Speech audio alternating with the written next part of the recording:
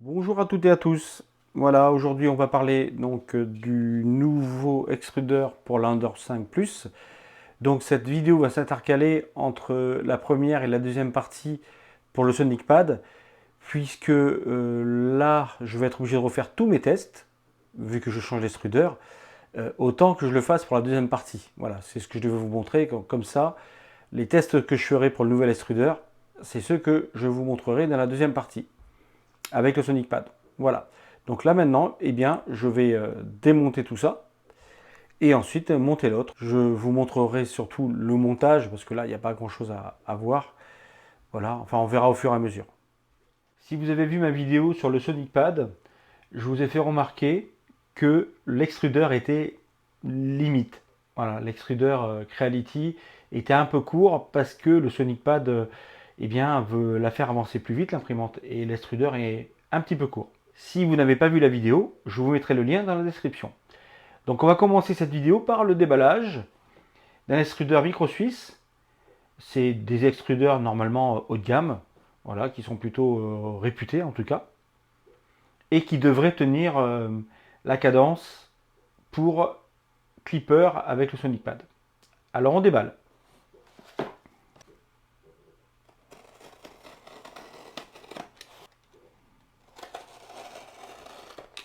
Alors qu'est-ce que nous avons là-dedans? Nous avons donc, on voit que ça c'est du spare, donc au cas où, voilà, un bout en plus. Ok, donc on voit que c'est bien étiqueté, on met ça de côté. Là nous avons la rallonge pour le moteur. Alors moi j'ai déjà mis une rallonge, je vais voir si elle marche, mais normalement ça va aller, celle que j'ai déjà mise, parce que j'avais déjà mis en direct drive. Ensuite nous avons, alors ça c'est pour la cale, pour le end stop du Y, et ça c'est le support pour, oh, c'est très bien, j'aurais pas l'imprimer, pour le BL Touch. Nous avons, alors ça c'est pour le PTFE à l'arrière, mais bon, je l'ai déjà mis, j'en ai déjà mis un, donc ça, voilà, ça sera en rab également. Quoi qu'il est en rouge, c'est plutôt sympa. J'avais mis du rouge, si vous vous souvenez, dans ma vidéo, je vous ai montré ces équerres qui tiennent pour tenir le cadre de l'imprimante. Voilà, oui, c'est pas tout à fait le même rouge. Donc, on le refera. Hein. Moi, j'aime bien que ce soit uniforme. Ensuite, nous avons bien des petits colliers, hein, des tirislants. Ensuite, nous avons la buse avec le bloc de chauffe. Voilà, donc ça, d'après que c'est plutôt pas mal aussi. Et enfin,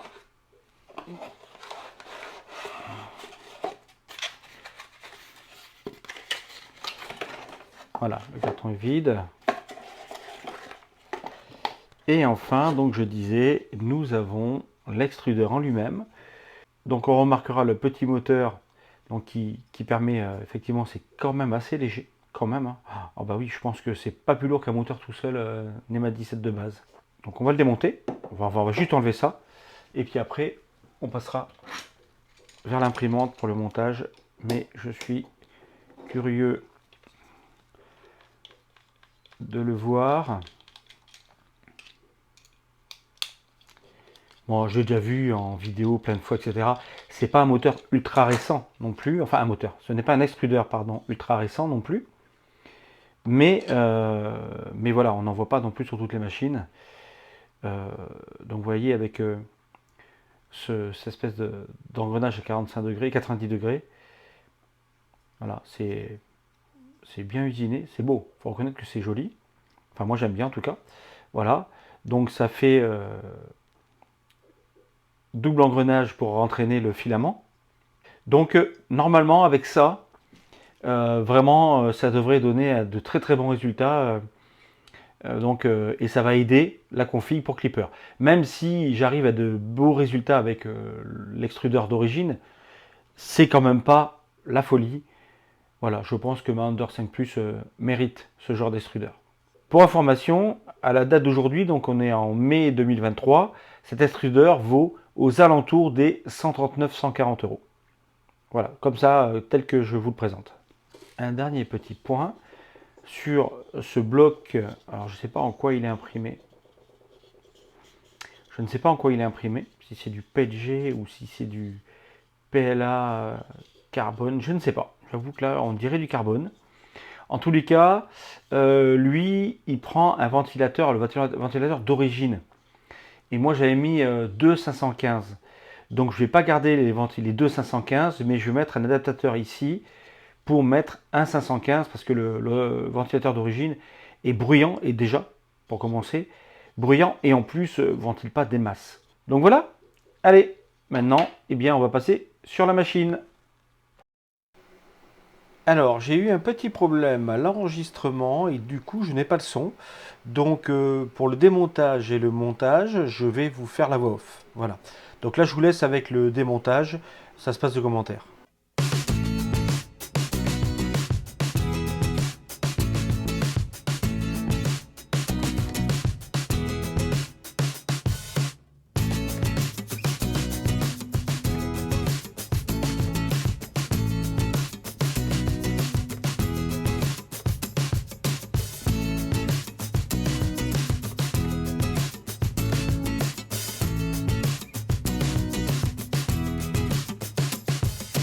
Alors là, nous arrivons au démontage de l'ancien extruder. Nous démontons la cartouche de chauffe et la sonde de température. Attention, c'est très fragile, donc vraiment, on fait ça avec beaucoup de précautions pour les sortir de l'ancien bloc de chauffe.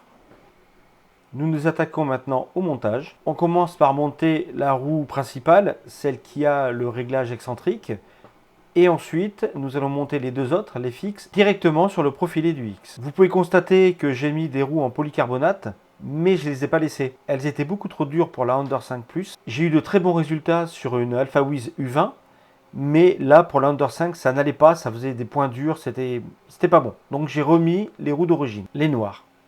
On voit que j'essaie de régler l'excentrique, mais vraiment sans résultat, ça ne va pas du tout. Elles sont vraiment trop dures pour cet axe.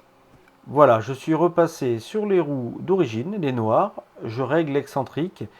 Il faut que ça soit serré, mais fluide. Surtout ne serrez pas trop, sinon vous écrasez les roues. Et laissez pas trop lâche, sinon vous aurez du jeu dans le chariot.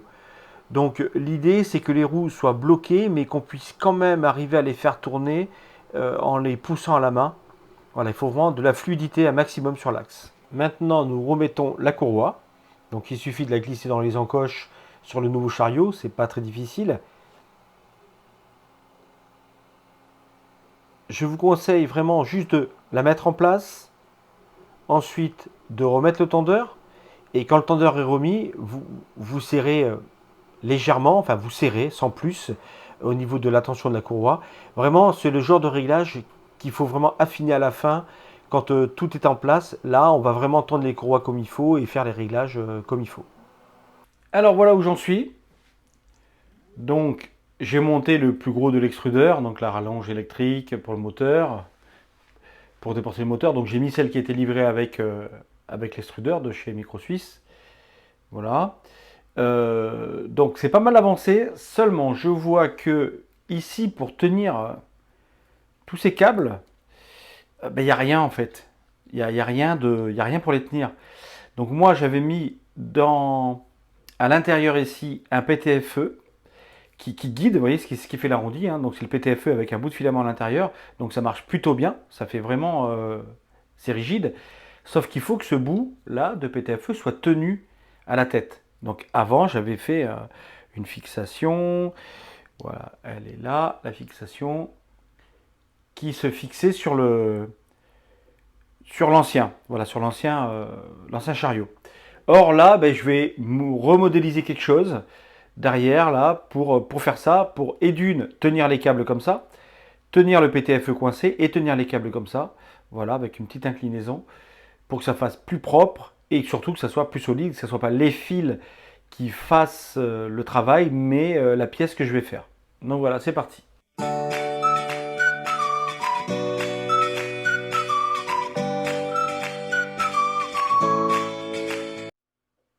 Donc voici la tête terminée, montée, l'adaptateur que j'ai modélisé et imprimé en place. Donc j'en ai fait plusieurs. J'en avais fait un sans ce morceau-là. Je vais vous montrer de plus près. Là, c'est pour vous montrer un petit peu l'ensemble, pour que vous voyez un petit peu comment se passe au niveau de la gestion du câblage. Vous voyez, c'est rigide et souple en même temps. Ça permet vraiment de suivre les mouvements de la tête sans aucun problème. Voilà, et je vais vous expliquer comment j'ai fait, mais je vais me rapprocher pour que vous puissiez mieux voir. Mais là voilà, c'était le plan large, parce que quand je vais m'approcher, vous ne verrez plus la boucle. Donc je m'approche. Alors voici un autre angle, ce qui va vous permettre de voir alors, la patte que j'ai modélisée ici, qui vient tenir le câble ici. Voilà, enfin les câbles, ce qui permet de ne pas tirer directement sur la cartouche de chauffe, le fil de la cartouche de chauffe par exemple, ou de la sonde de température, et les autres câbles d'ailleurs en règle générale, parce que si je ne mets pas cette patte, eh bien c'est ces fils qui tiennent tout. Ensuite, j'ai modélisé donc cette patte avec ici un déport, parce que normalement le PTFE vient directement dans l'extrudeur. Ce PTFE, que je vous avais vu tout à l'heure, qui vient donc de la bobine d'ici derrière là, il sert uniquement de guide au filament. À aucun moment il est très utile, il est vraiment utile pour pas que le filament se balade sur la pièce, etc. Il sert vraiment qu'à ça. Donc pourquoi j'ai fait ce déport? Parce qu'au départ donc le PTFE allait directement dans l'extrudeur, et le problème c'est que quand la pièce était terminée, eh bien j'étais obligé de faire chauffer pour pouvoir le sortir de l'extrudeur, parce que sinon il fallait que je coupe là-bas en bas et je perdais quasiment 1 mètre de filament, bon, c'est de PLA ou autre, ce qui est un peu dommage, ce qui est un peu bête. Alors que là, quand la pièce est terminée, j'arrive, c'est froid, je coupe ici. Ça me permet de pouvoir le sortir sans être obligé de sortir le PTFE sans arrêt d'ici, parce que les connecteurs comme ça, c'est très très bien, mais à un moment donné, quand on fait que sortir, entrer, ça les abîme, et le PTFE aussi. Donc du coup, j'ai créé cet espace qui me permet que quand je veux réimprimer, je fais chauffer, puisque de toute façon je veux imprimer, donc je fais chauffer, c'est pas dans le vide. Et là, je peux extraire ce bout très facilement, et ensuite, depuis là-bas, ramener le filament jusque là, et le rentrer ici sans aucun problème. Voilà. Ici, ce bout de PTFE, là, vous voyez, donc là j'ai mis du Capricorne, mais on peut mettre ce qu'on veut, ne sert vraiment que pour guider le filament dans l'extrudeur. Il n'y a pas de PTFE dans l'extrudeur. Il est tout alu, il est, enfin tout d'un bloc, pas tout alu, mais tout d'un bloc. Il y a même très très peu de courses entre la buse et le heat break. Le heat break est très court, ce qui permet très très peu de rétraction, 1 mm, ce qui est vraiment bien. Et vraiment, pour ça, il est vraiment génial cet extrudeur. Donc voilà pour la pâte. Donc la pâte, je vous la mettrai dans la description si ça vous intéresse. Voilà. Donc c'est valable eh bien, pour une Under 5 Plus avec l'extrudeur micro suisse, comme ça, bien entendu, puisque je l'ai modélisé pour exprès pour celui-ci. Alors là, nous pouvons voir que je n'ai pas mis la cage noire qui était livrée avec. J'ai imprimé celui-ci que j'ai trouvé sur le site Thingiverse ou Printable peut-être. Dans tous les cas, je mettrai le lien également. C'est exactement le même que le noir qui est livré avec, sauf qu'il est adapté pour un ventilateur 515 plutôt que le ventilateur d'origine. Ça l'élargit un petit peu ici, donc il faut régler ensuite le capteur de fin de course du X.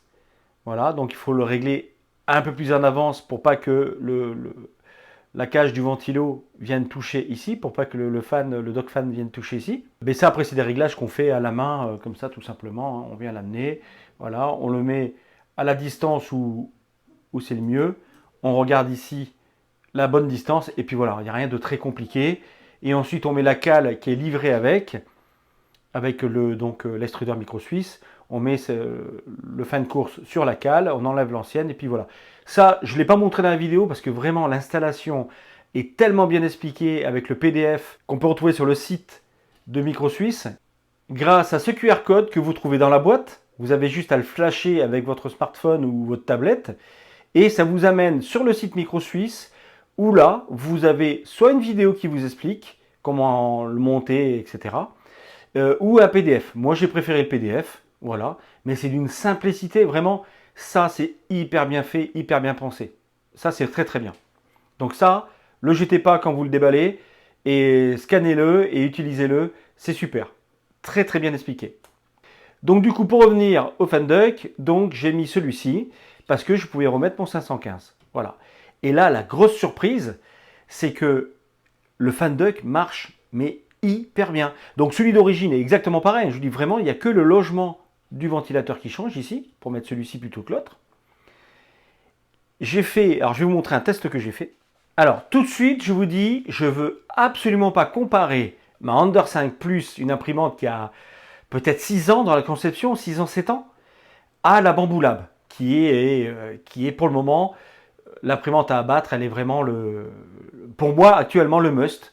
Voilà, j'ai pas encore reçu ma MK4 de chez Prusa. Je sais même pas si je la recevrai un jour.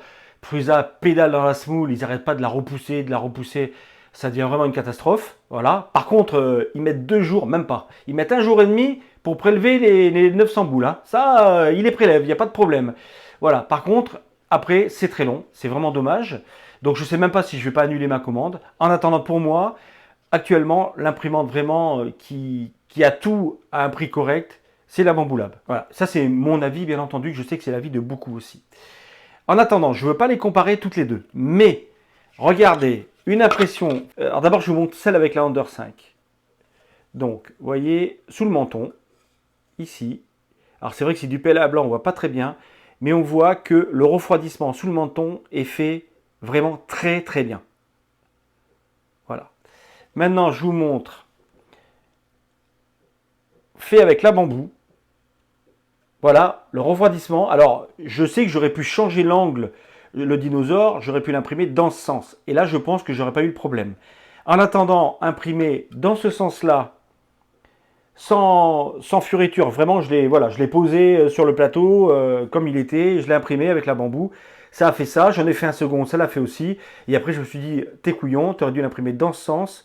Comme ça, le ventilateur de refroidissement de matériel qui est sur le côté, voilà, aurait refroidi, il n'y aurait pas eu ça. Là, sur la Under 5, voilà, on peut voir que je l'ai posé sur le plateau en plein milieu et c'est nickel. Donc tout ça pour vous dire, pas pour vous dire que c'est mieux que la Bamboo Lab, hein, c'est pas ça du tout.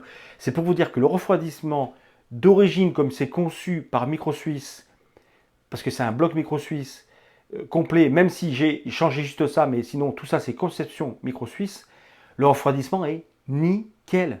Nickel. J'avais peur que, en enlevant mon deuxième comme ça, j'en avais deux de chaque côté si vous vous souvenez au départ de la vidéo, j'avais peur qu'en les enlevant les deux, je perde de cette capacité à faire les ponts et le refroidissement. Mais en fait, c'est un seul, c'est génial. Donc perdez pas votre temps à essayer d'en mettre un deuxième. Là, un seul 515 suffit amplement. J'ai pas mis le ventilo d'origine parce que vraiment il faisait trop de bruit et je trouvais qu'il refroidissait mal avec l'ensemble d'origine. Si ça se trouve, avec ça, ça aurait bien refroidi. Mais de toute façon, il était bruyant, il avait un problème, il était bruyant. Donc ça, j'avais les 515, j'ai mis les 515. Donc voilà, au niveau du fan duct et du refroidissement. Pour régler le filament, c'est hyper simple. Donc ça, c'est bien marqué sur la doc aussi. Mais je vais quand même vous le montrer. Alors, on va prendre un bout de filament ici. Voilà, hop, nickel. Voilà, comme ça, ça fait pas un bout de perdu. Et en fait, il faut placer le filament ici, là, et que le filament passe tout simplement entre les deux. Donc vous serrez cette molette, ou vous la desserrez selon comment elle est, jusqu'à votre filament passe entre les deux, voilà, sans être coincé. Et c'est seulement le seul réglage qu'il y a à faire pour l'extrudeur, en tous les cas, pour rentrer le filament. Maintenant, je vais vous parler donc de cette patte. Ici, vous voyez, j'ai fait un trou, là. Donc ça se fixe comme ça, et après c'est fixé, vous voyez, c'est bien rigide, c'est bien fixé. Voilà, tout en étant souple au niveau du câble. À quoi sert ce trou? On change d'angle. Alors déjà à l'arrière, vous voyez, on peut voir ici un bout de PTFE qui rentre en force dans cette pièce que j'ai modélisée. Ça rentre en force dedans, voilà, vraiment en force, et ce PTFE il est bloqué là-dedans. Et ensuite il y a la gaine de nylon qui rentre là, et tout ce petit monde, c'est-à-dire le PTFE, la gaine de nylon et tous les câbles rentrent là-dedans. Dans ce PTFE, j'ai mis un bout de PLA de base, hein, c'est juste pour que le PTFE soit un petit peu plus rigide. Et donc ensuite, ça part jusqu'à l'extrudeur. Donc on revient à l'extrudeur. Là, ça arrive dans ce câble. Donc ici, vous avez tous les câbles qui arrivent, qui sont tenus par ce collier là par la patte. Donc c'est très solide. Ici, vous pouvez voir que la patte est encastrée sur le chariot en alu, donc du micro suisse. Et ensuite, ici j'ai fait une patte juste pour tenir le câble du moteur, voilà, pour pas trop le serrer. On voit que le PTFE ici vient s'encastrer dans la pièce. Donc vous voyez, c'est voilà le trou qui est là. Et ce qui fait qu'il est bien maintenu d'un côté et de l'autre. Et c'est ça qui donne la souplesse au câble, qui permet au câble, plus les câbles électriques bien sûr, mais qui permet à tout ce petit monde de se tenir rigide comme ça. Alors ça, honnêtement, je ne l'ai pas inventé. En fait, le PTFE, j'ai eu l'idée tout seul, oui. Mais pourquoi? C'est parce que déjà, Prusa, ils mettent un bout de câble nylon qui est un peu plus petit que du PTFE, mais qui est assez rigide, un bout de câble nylon dans leur câble, ce qui permet d'avoir cette souplesse-là. Et comme moi, je n'avais pas ce câble nylon de chez Prusa, du coup, avec le PTFE et à l'intérieur donc de ce PTFE un bout de PLA, eh bien ça donne ça et ça marche très très bien. Voilà, donc ça, déjà ce système-là, je l'ai mis en place il y a 2 ans, quand j'avais l'ancien extrudeur, depuis que j'ai l'imprimante, et ça marchait nickel. Et donc là, ça marche toujours bien avec ce système, sauf que là j'ai changé ma pièce, cette pièce-là est adaptée au micro suisse. Mais sinon, avec l'ancien extrudeur d'origine Creality, voilà, c'était comme ça. Donc ça, ce petit système, j'en suis très content. Et ça marche nickel, vraiment nickel. Et comme ça, ici, il n'y a pas de problème, c'est safe. Les câbles sont bien maintenus et ne travaillent pas trop, ne sont pas tirés dans tous les sens. Voilà, une vue de l'arrière. Vous voyez, j'ai mis un insert pour bloquer la pièce avec le vis voilà, de l'attache. Là, on voit bien. Voilà. Et du coup, le reste de la pièce vient s'encastrer sur le chariot. Ensuite, de ce côté, on retrouve donc la patte pour la fixation du belt touch. Mais là aussi, elle est tellement bien placée, il n'y a rien à régler. On met le belt touch, l'écart entre la hauteur du belt touch et de la buse est déjà au 10e de millimètre près idéal. Donc, il n'y a vraiment rien à faire. On le monte ici, on le serre. Et tout de suite, on peut aller faire un... Enfin, il faut quand même, n'oubliez pas de régler les fins de course, quand même. Important. Allez les régler, les fins de course, pour pas que votre chariot aille taper partout. Mais en attendant, c'est vraiment l'idéal. C'est vraiment hyper bien fait. Là, je dois dire que c'est vraiment très très bien pensé. D'ailleurs, je vous parle d'ici. Moi, j'ai mis cette petite pièce. C'est pareil, j'essaierai de retrouver... Parce que ça, c'est une pièce que j'ai mis il y a 2 ans. J'essaierai de vous retrouver le fichier. J'ai mis ça, ça évite que quand la tête vient très vite ici, ça arrive qu'elle va y aller très vite. Ça l'arrête parce que sinon vous avez le belt touch qui vient se fracasse sur la roue là qui est là. C'est une sécurité, ça arrive assez rarement, mais je l'entends quand même venir des fois taper assez fort. Et je me dis, bon, voilà, heureusement qu'il y a la cale. Donc voilà, ça ne mange pas de pain, on l'imprime, on le met là, et puis c'est tout. Alors voilà, on va arriver à la conclusion de cette vidéo sur l'extrudeur micro suisse NG pour la Under 5 Plus. Il existe pour plein d'imprimantes. Allez voir leur site, je vous mettrai le lien dans la description. Vous verrez, il y a sûrement un extrudeur pour votre machine. Je ne vais pas vous montrer d'impression que quelques-unes parce que ça va aller avec les réglages donc, du SonicPad pour la partie 2 du SonicPad. Évidemment, vu que je changeais l'extrudeur, j'ai attendu de l'avoir changé pour faire tous mes réglages sur le SonicPad. Évidemment, ça semblait plus intelligent. Un Benchy, le premier Benchy que j'ai sorti avec, qui est vraiment très très propre. Je n'ai jamais sorti un Benchy aussi beau sur cette machine. Et le truc, c'est que là, un Benchy sur cette machine sortait en 2h03. Là, 42 minutes. Alors, je ne veux pas faire la course au temps, mais quand vous imprimez des pièces immenses, je vous mets une petite photo, des pièces comme ça qui sont immenses, qui mesurent 35 cm sur 17 de haut, eh bien, vous êtes bien content quand même que la machine, au lieu d'imprimer en 1 jour et demi, elle le fasse en 14 heures. Ça, c'est quand même très cool. Alors, je ne veux pas non plus qu'elle atteigne la vitesse de la Bambu Lab, hein. C'est pas du tout l'idée. Et puis, bon, honnêtement, vous voyez, on est sur des galets. Il faudrait que je la mette sur rail linéaire. Voilà, je ne veux pas non plus aller trop loin non plus. Déjà, je trouve que là, j'ai fait un grand pas avec le SonicPad et cet extrudeur. Mais en attendant, c'est un gros gain de temps pour les grosses pièces. C'est pourquoi j'ai fait ça. Et je vous en montre une seconde, où là, c'était les premiers réglages. D'ailleurs, vous allez voir, je ne sais pas si on va le voir parce que c'est du blanc.